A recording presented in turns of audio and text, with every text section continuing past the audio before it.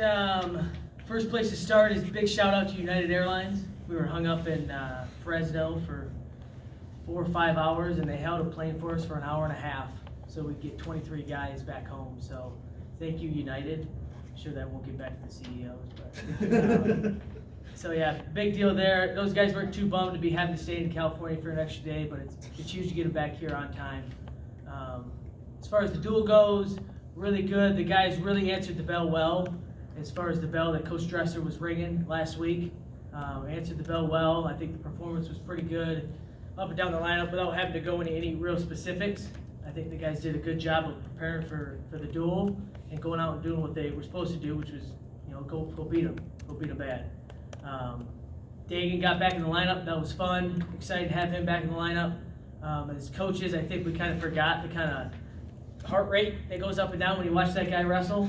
So that was good. Again, he's a kid that hustles and gets after it, and that's just something that really brings a lot to our team.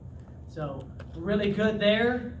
Outside of that, I'll let you ask questions about that duel, but in particular, we're looking forward to this weekend. This big weekend as far as just the Big 12, putting a stamp on where we are team-wise in the Big 12 race, if you want to call it. Individually, we have some great opportunities ahead of us. Ian Parker's one of them. He's got an opportunity here where he floats around the 8 to 12 rank. I mean, it depends who you ask. Up as high as 6 or 7, and you go in and you take this guy out and let the world know that Ian Parker's contended for the national title, which is what he believes and we believe. So other good matchups too, but that's just one that comes to mind. So great opportunity ahead of us. We've got a bit of training here to do this week. Kind of excited to kind of have a long week after that travel. So we can put some training in and then get ready for this weekend. So that's what I got. How's David Carr doing, and what do you hope to see from him this week to have him be ready for Oklahoma eventually? David Carr is getting his oil changed right now. Okay, so he's going in and they're swapping out the ball joints. They're lubing them up, putting the oil in. They're taking old oil out. And the thing about that is sometimes you get in that line and it takes 5 minutes and you're out, and sometimes it takes 2 hours. So we're gonna have to see how that plays out. But he's good. His motor is perfect. The kid's attitude is great. We're just swapping fluids.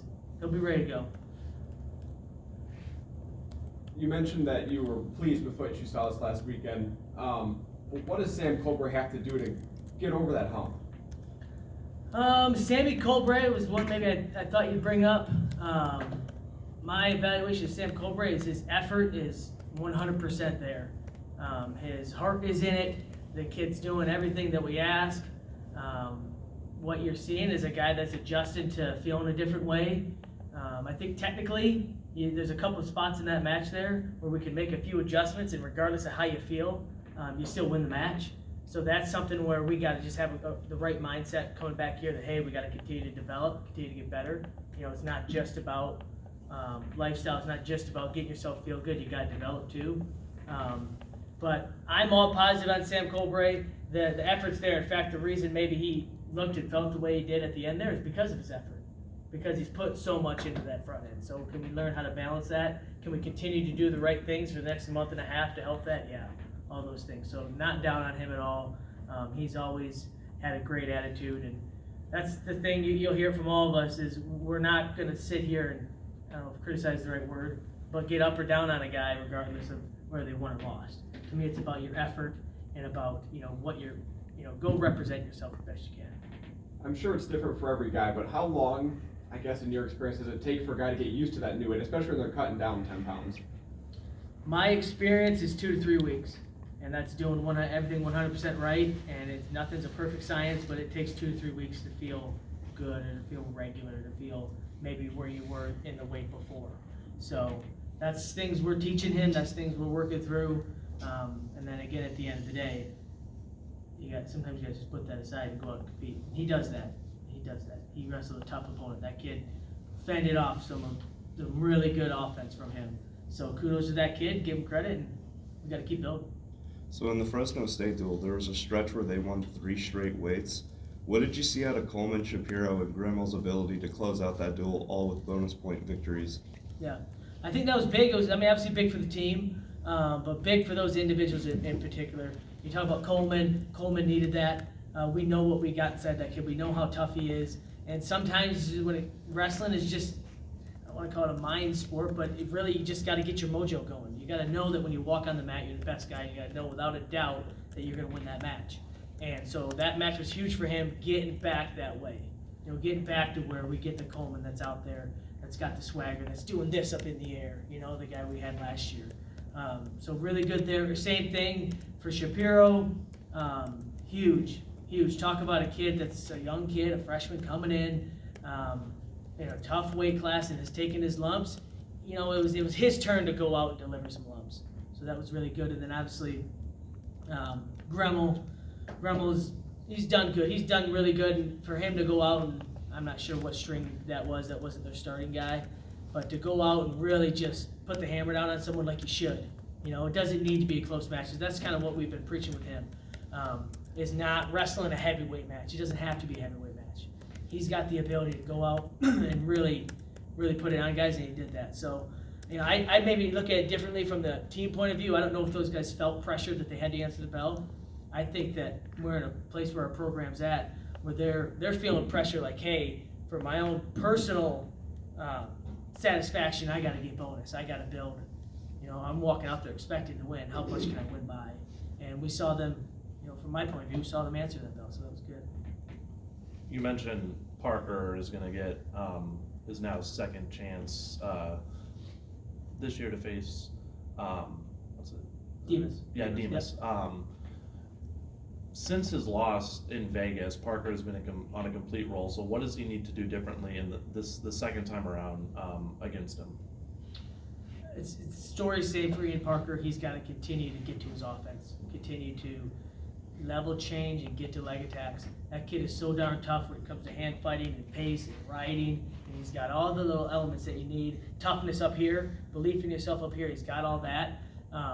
And the moments where you've seen him at his greatest is when he's getting to his offense. And that's going to be really big for this guy.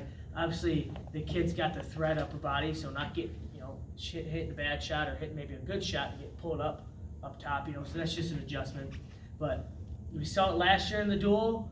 He won because he got to his offense and he finished a single leg. And that's really what it's going to be for him in this duel too, is, can he get to that offense? I know he's going to finish. I tell him this every day. I goes, dude, if you get to a leg, you're finishing. You're winning the national title. But we got to keep developing there. So I know he's looking forward to it. Something, as a coach, I'm really excited about that opportunity and that test for him, because it's, you talk about the cream of the crop, top guys. You touched on it a little bit there, but what are the challenges of facing a guy like Dom Demas, who is so good upper body and has that elite inside trip? Yeah, what's tough about it is when you know it's coming, and it comes anyways. That's what's tough to swallow, I think maybe the first time you wrestle a guy like that, and they get you, and they're like, oh, well, he got me on maybe I didn't expect it, or maybe the coach just said it was there, I didn't know. But when he shows over and over and over that he's that great in that position, that's what's frustrating, So wrestle where you're good. That's my message always, wrestle where you're good. If we're in an area where it don't feel right, get out of there. Don't hang out in underhooks, don't hang out in, 2-on-1s where he wants to come here, don't hang out there.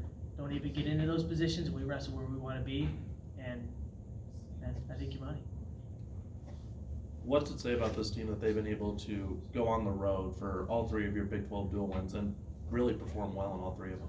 Yeah, I think it's a huge testament. Really something I didn't think about until this weekend when we were hungover there, and not hungover, laid over.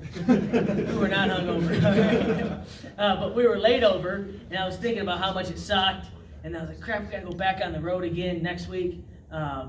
Just made me think about, we were on the road a lot this year, and Dresser has talked about it, I don't know about publicly, but privately, about how tough that is, and how these guys are really having to go through some adversity, regardless of whether they're winning or losing, to just not be comfortable, staying in hotel rooms. And I think that will serve them well. I think it will serve you well in the future. Ultimately, your Big 12 and NCAA tournament are not home events. They're away events, so this team is becoming comfortable away, right? And I think that's huge. I think that the more they can do that, they're proven that they're becoming more comfortable away, that's gonna help us here in the long run, so. What does Jarrett Dagan bring to your lineup? I mean, we didn't see him for 2 months. He comes Yeah. back and he gets bonus points. Yeah, he brings a little bit of everything. He brings leadership, he brings pace. I mean, talk about, it was funny, I was sitting there at the bench, and I had a guy lean next to me. The period was over. I think he only got taken down once in the first period, right? And one of our guys leans and he goes, "It's only the first period, but the kid can't even walk.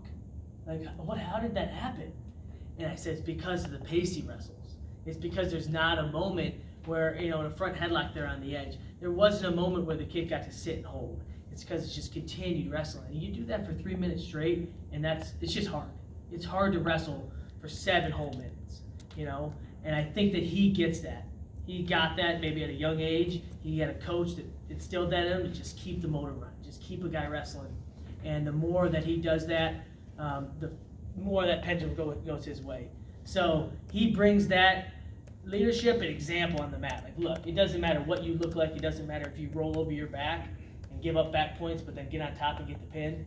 It doesn't matter. But if you bring the pace, your odds are going to be going your way, man. And that's exciting too. It's an exciting pace. So really excited again to have him back. He's been in the room for a while now. It was just a matter of time of just cutting him loose. So. Dresser said last week that his style might have to change because shoulder injuries and wrestling don't really go together. Did he look the same, Jared Dagan, or was there a little bit of a style change in his match? I think we had about the same Dagan. I think it was about the same. I think the biggest thing for him, and he gets frustrated, here's the thing, he's a competitor, and he wants to be the very best. So I think really with the shoulders, he's been wanting to develop offense, wanting to develop diving, and a lot of times his offense just isn't pretty, and he's diving in his long. So, this sort of offense doesn't lead well for shoulders, right? Now, offense here with your hips underneath you, great. So, to me, it's been good because it's forcing him to tighten up his wrestling in a good way, right? Not tighten up and like seize up and be scared to wrestle, but tighten up in that sometimes when I think you guys see this, he's out wrestling, and maybe he's beating a guy pretty good. You'll see a shot out of nowhere where he lands on his belly and the guy runs around behind him. That's him and his competitive nature saying, I can't just take the guy down with 2-on-1s, I have to shoot too.